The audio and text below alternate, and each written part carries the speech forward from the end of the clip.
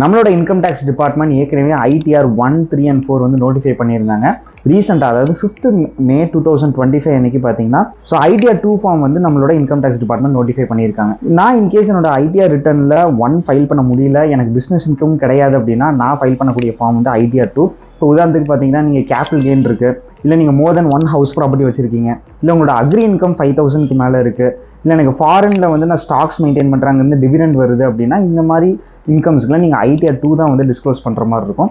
என்னென்ன மேஜர் சேஞ்சஸ்ன்னு கேட்டிங்கன்னா, ஃபஸ்ட்டு வந்து கேபிட்டல் கெயின். ஸோ 23rd ஜூலைக்கு முன்னாடியும் அதுக்கப்புறமும் பார்த்தீங்கன்னா ரேட்டில் வந்து டிஃப்ரென்ஸ் வந்துருக்கு, ஷார்ட் டேர்முக்கும் லாங் டேர்முக்கும். அதை மென்ஷன் பண்ணுறதுக்கான ஆப்ஷன்ஸ் கொடுத்துருக்காங்க.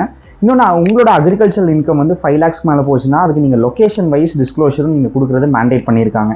இது மட்டும் இல்லாமல் TDS செக்ஷன் கோட்ஸ் வந்து நீங்கள் மேண்டேட்டரியாக கொடுக்கணும்.